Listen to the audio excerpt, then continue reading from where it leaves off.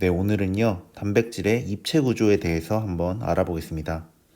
단백질의 입체 구조라고 하면은 1차 구조의 단백질에서 시작을 해서요, 점점 이렇게 접히는 거죠. 프로틴 폴딩이 이루어져서 2차 구조, 3차 구조, 어떤 단백질은 4차까지 이렇게 접히게 되는데요. 모든 단백질이 다 4차 구조가 존재하는 건 아니고요. 대부분의 단백질은 3차 구조까지만 존재하고 어떤 단백질들은 4차까지도 존재를 한다. 이렇게 보시면 될 것 같습니다. 자, 그럼 각각 하나씩 살펴볼게요. 먼저 처음에는 1차 구조가 있죠. 아미노산들이 이렇게 펩티드 결합으로 쭉 연결이 되게 되는데요. 이렇게 쭉 길게 폴리펩티드로 연결이 되게 되죠. 이렇게 폴리펩티드로 길게 연결된 이 사슬, 이거 자체를 그냥 1차 구조라고 부르게 되는 겁니다. 그래서 정의를 보면요, 1차 구조는 아미노산들이 연결된 순서다, 서열이다, 이렇게 보시면 되고요. 이 서열은 결국 DNA 염기 서열, 그러니까 유전자에서 결정한 거죠. DNA에 있는 정보대로 단백질을 합성하면 그게 바로 그냥 1차 구조가 되는 거고요. 이렇게 연결된 폴리펩티드 1차 구조는요, 방향성이란 게 있다고 했죠. 길게 연결된 폴리펩티드가 있으면요, 가장 왼쪽에 N말단, 아미노기가 있는 부분이 존재하고요. 가장 오른쪽에 카르복실기 쪽에 있는 C말단, 이렇게 N터미널과 C터미널이라는 방향성이 생긴다. 앞에서 다룬 내용이죠. 그럼 이런 1차 구조에 폴리펩티드가 있을 때요, 이 폴리펩티드를 구성하는 결합의 종류는 뭐가 있냐면요, 결국 하나하나의 이 아미노산들이 펩티드 결합으로 연결이 된 거죠. 펩티드 결합으로 연결이 됐다. 결국 공유결합이라는 소리고요. 특징을 보면요, 이 1차 구조 자체가요, 이 폴리펩티드 사슬을 이루는 1차 구조가 결국 적절하게 접히면, 폴딩이 되면요, 하나의 기능을 하는 3차 구조 단백질이 되는 거죠. 우리가 대부분 알고 있는 기능을 하는 단백질인 3차 구조가 된다. 그러니까 1차 구조 자체가 3차 구조를 결정하는 거죠. 그리고 이러한 1차 구조 자체는 DNA의 염기 서열에서 온 거니까 결국에 DNA의 유전자에 따라서 어떤 기능을 하는 고유한 단백질이 만들어진다. 이렇게 보시면 되고요. 또 이 마지막 내용도 기억을 해주시면 좋은데요. 1차 구조는 펩티데이즈에 의해서만 분해가 됩니다. 그러니까 이 펩티데이즈란 말은요, 단백질 분해 효소라는 거죠. 단백질을 분해하는 효소다. 무슨 말이냐면요, 1차 구조를 구성하는 결합은 우리가 펩티드 결합, 공유 결합만 있다고 했잖아요. 그러니까 이 펩티드 결합, 공유 결합을 절단하려면요, 효소가 반드시 필요하다는 거예요. 효소.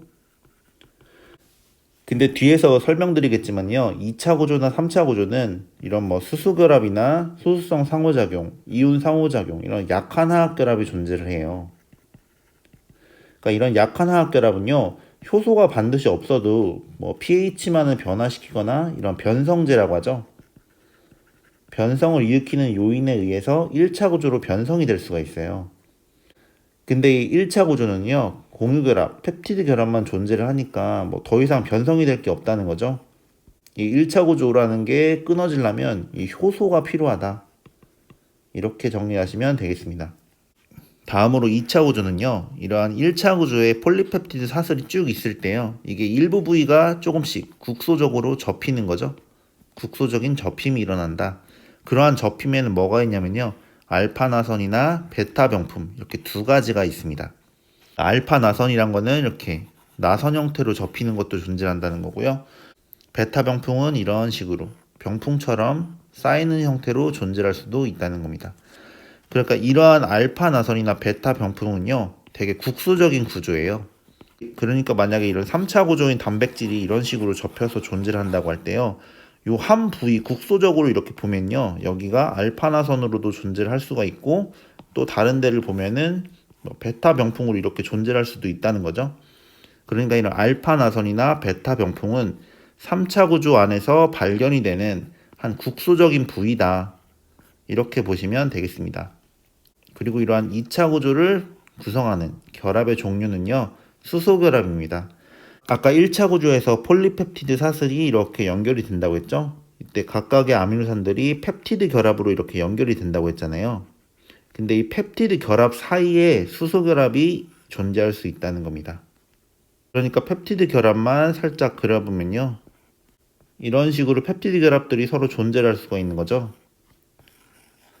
그러면 이 왼쪽 펩티드 결합에서요, 이 CO 부분하고요, 여기랑 멀리 떨어진 또 다른 펩티드 결합 부위에 NH 이 부분 사이에 수소 결합이 존재할 수 있다는 겁니다.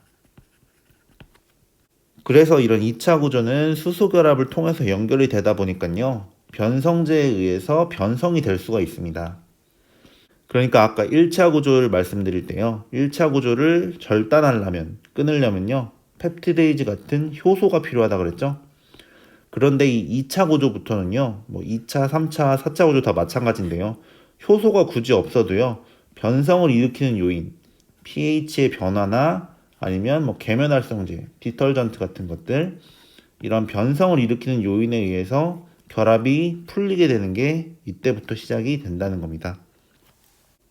자, 다음으로 이제 3차 구조를 보면요, 이제 1차에서 2차, 2차에서 3차 이렇게 되면서요, 점점 접히게 되는 거죠. 단백질이 적절하게 접히게 되면 이 3차 구조부터는요, 하나의 기능을 하는 단위가 되는 거예요. 이제 기능을 하는 우리가 단백질이라고 하면 3차 구조부터를 보통 말한다 보시면 되고요.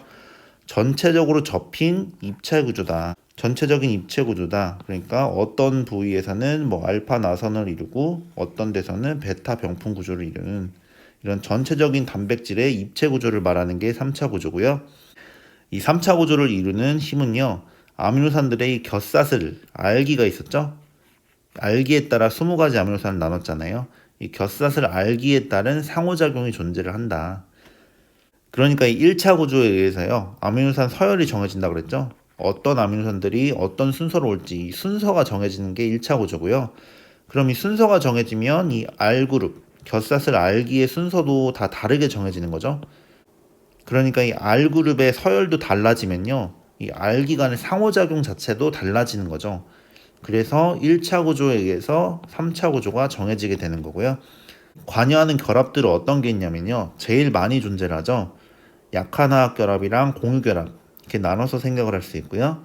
약한화학 결합에는 수소 결합, 이온 상호작용, 소수성 상호작용, 반데르발스 인력 이렇게 네 가지의 힘이 작용을 합니다. 이 네 가지의 힘은 기억을 해주시면 좋을 것 같아요. 그리고 이 네 가지와 다르게요, 공유 결합으로 이황화 결합도 존재를 하죠.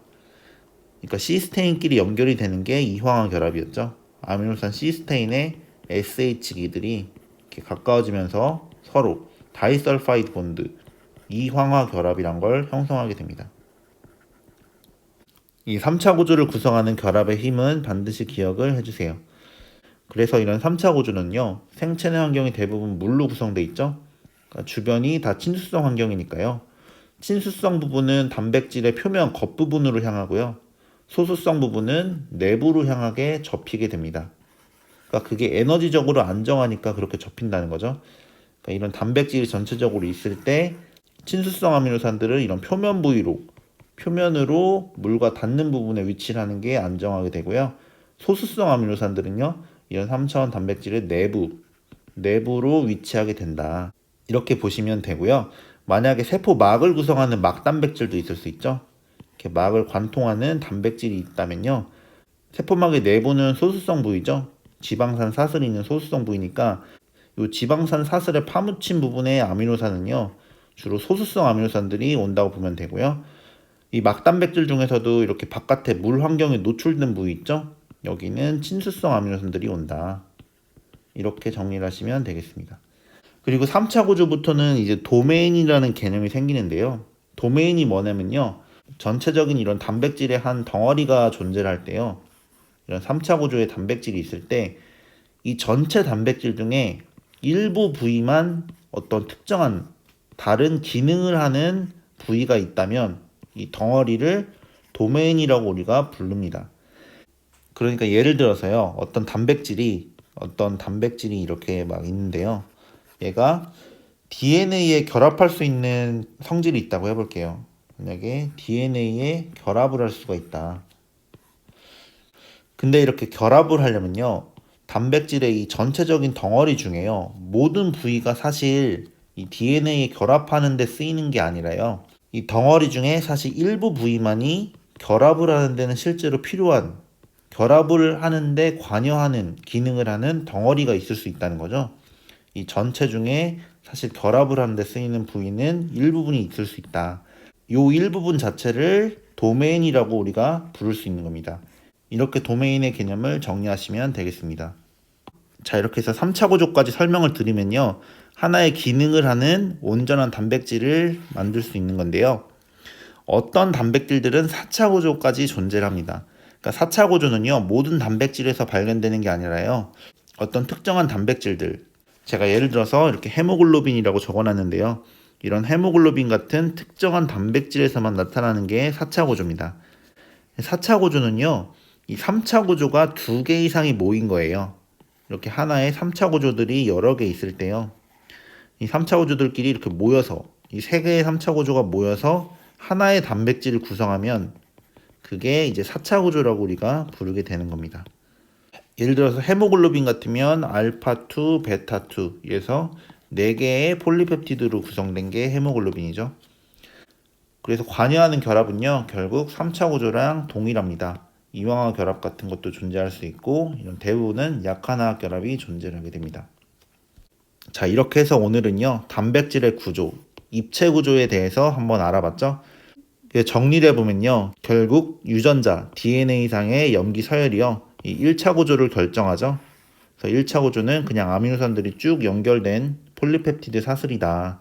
그리고 N말단과 C말단의 방향성이 존재하고 아미노산들이 펩티드 결합으로 연결이 됐다. 이렇게 정리를 하시면 되고요. 이 1차 구조 자체가 정해지면요, 이미 3차 구조나 4차 구조까지 다 정해지게 되는 거죠. 그래서 점점 단백질이 접히면서 상위의 구조를 만들게 되는데요. 2차 구조는 알파나선이나 베타 병풍 같은 이런 국소적인 접힘이 다 있고요. 펩티드 결합 간의 수소 결합을 통해서 만들어집니다. 그리고 여기서 더 접히게 되면요, 전체적인 입체 구조가 만들어지면서 하나의 기능을 하는 온전한 3차 구조가 생성되는 거고요. 관여하는 결합이 좀 중요하다 했죠. 수소 결합, 이온 상호작용, 소수성 상호작용, 반데르발스 인력 같은 약한화학 결합도 있고요. 이황화 결합이 특히 3차 구조부터 나타나는 게 이황화 결합이다. 이렇게 정리를 하시면 되고요. 4차 구조는 한 특정한 단백질들에서만 보이는 구조죠. 3차 구조 덩어리가 2개 이상, 뭐 2개나 3개나 4개, 뭐 그 이상 존재할 수도 있고요.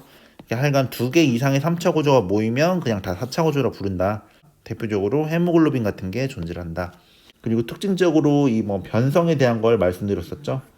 그러니까 1차 구조를 끊으려면 효소가 필요하다 했죠.